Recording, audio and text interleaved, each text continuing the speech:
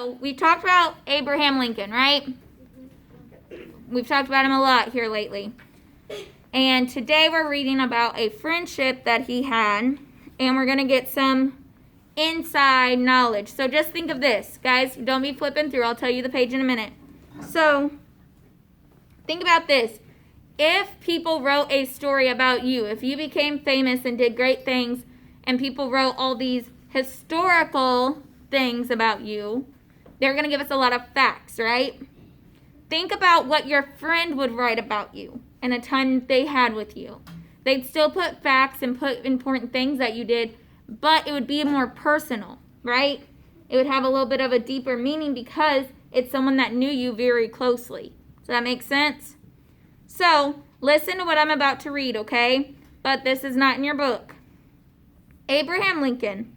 Moving frequently during his childhood, Abraham Lincoln grew up with little formal education. To educate himself, he walked many miles to borrow books. He worked various jobs, from that of a handyman to that of a lawyer. He entered and lost many political races. His Senate campaign statement was, "A house divided against itself cannot stand.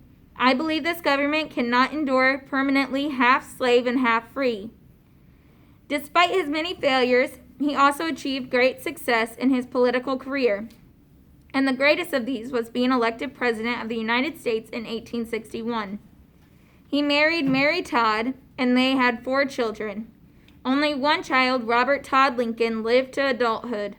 Lincoln was shot while attending a performance at Ford's Theater just 6 days after the Civil War ended. So, this is the next thing I'm going to read is just a little bit of information about the person that is going to be telling our story today, okay? An excited Billy Brown travels from Springfield, Illinois to see his former neighbor, Abraham Lincoln. They have a grand time laughing and swapping stories. Billy returns to Illinois and begins saving up new tales for when the war is over and Mr. Lincoln comes home. Tales he will never get to tell. So, the tales he will never get to tell, he didn't know he'd never get to tell him these stories, right? But he ended up never getting to tell him because Abraham Lincoln died, right? Okay, so these are some words that you guys are going to hear, okay, that you might not know, or they might have more than one meaning. The stoop, that is a porch with steps in front of a house. Or a building, okay? So it's kind of like a front porch. To yarn, it said her adventure story was a funny yarn to tell and hear. So this isn't yarn like what your mom or grandma knits. This is yarn as in a long or rambling story, okay? So it's a long story. His drawn face, does that mean someone drew it? No, that's like when you're really tired and like your face looks really worn out. Sometimes you look like that when you're sick, okay? When it says reckoned, that means they,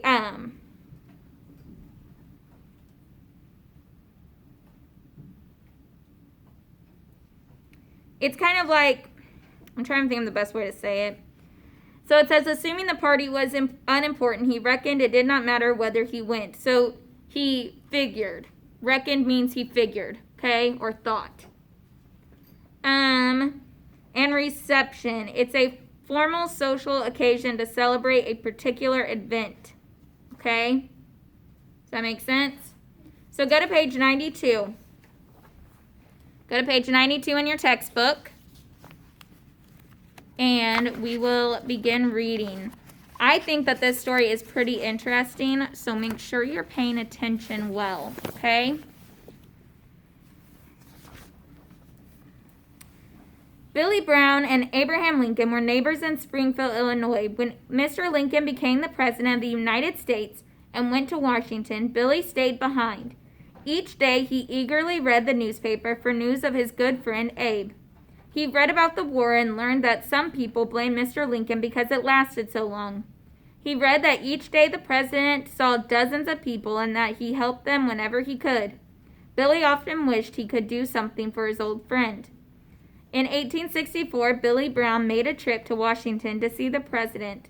Billy tells of his visit with the president when Mr. Lincoln was staying at a home very near a battlefield. So, Abraham Lincoln, even though he was president, he still went around and he helped a lot of people and he talked to a lot of people, and not just political people, but everyday people. And here, this story that we're going to hear is when Billy Brown goes to see him at a home that he's staying at to meet with people near a battlefield. So he went close to the battle to, I see what happened. Near the battle. And even though that's scary and dangerous, he still went because he's thinking, my men are there. They're fighting there. I can go there and see what I need to do too. Right?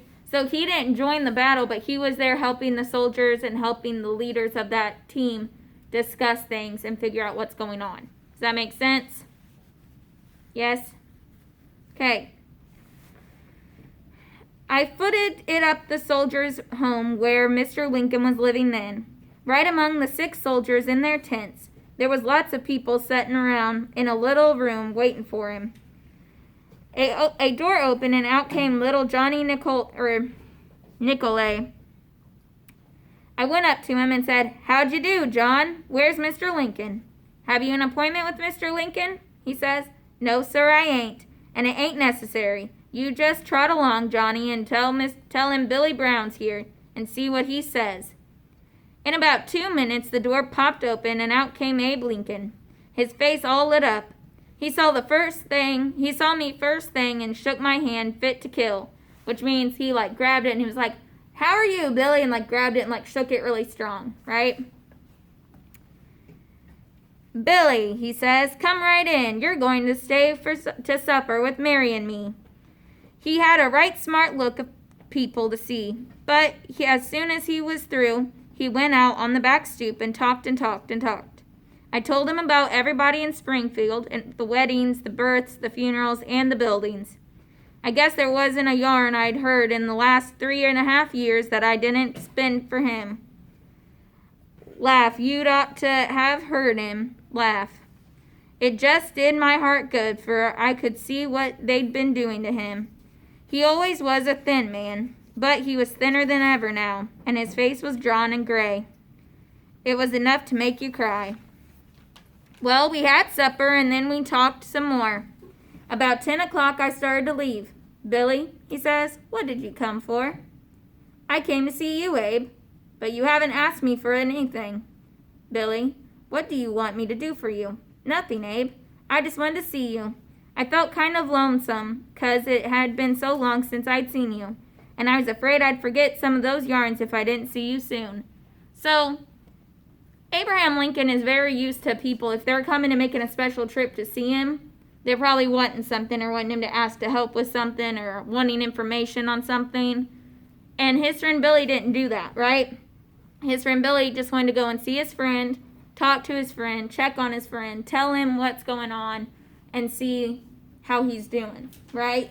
So imagine your best friend that you grew up with becomes president, and you hear all these things, and people aren't being super nice to them. And you know that how they are, and you know that they're a good person, but they're not being treated great. You're going to worry about them and miss them, right? So that's what was going on with Billy. "Well, sir, you should have seen his face when he looked at me. 'Billy Brown,' he says slow-like, 'do you mean to tell me that you came all the way from Springfield, Illinois, just to visit with me? You don't have any complaints in your pockets or advice up your sleeve?' 'Yes, sir,' I say, 'that's about it. Why, I'd go to Europe to see you if I couldn't do it no other way, Abe.' Well, sir, I was never so astonished in all my life. He just grabbed my hand and shook it nearly off, and the tears just poured down his face. 'Billy,' he says, 'you'll never know what good you've done me. I'm homesick, Billy, just plumb homesick, and it seems as if this war will never be over. Many a night I can see the boys dying on the fields, and I can hear their mothers crying for them at home. And I can't help it, Billy. I have to send them down there. We've got to save the Union, Billy. We've got to." Billy Brown returned to Springfield after a while. The war ended, and the nation rejoiced. Billy never saw his friend Abe Lincoln again. Billy tells how he got the news of Mr. Lincoln's death. So this next part is when he found out that his friend Abe Lincoln had died. Okay? I tell you, it was a great day out here when we heard Lee surrendered. Somehow, the only thing I could think of was how glad Mr. Lincoln would be. Me and Ma reckoned he'd come right out and make us a visit and get rested, so we began right off making plans about a reception we'd give him. So he's saying they all were happy and excited because Lee had surrendered, and that meant the war was ending and everything was going to be fine, he thought, and they were going to get back to normal, and that means Lincoln's probably going to come home and visit them.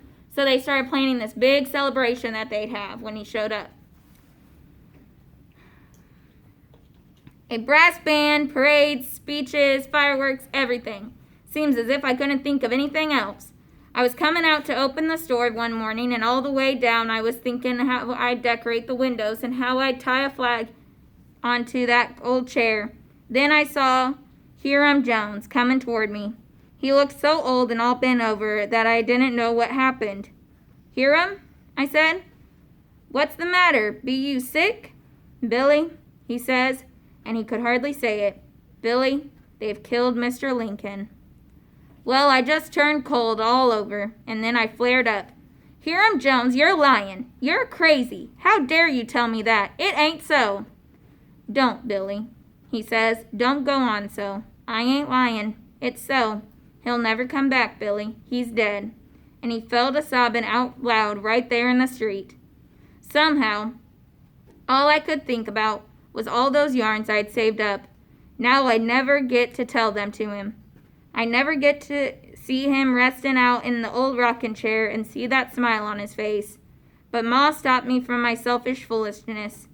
Don't look like that, Billy, she says. He saved the Union. That was his job. He saved the Union, Billy, and I knew it was true. He had done what he had been sent to do.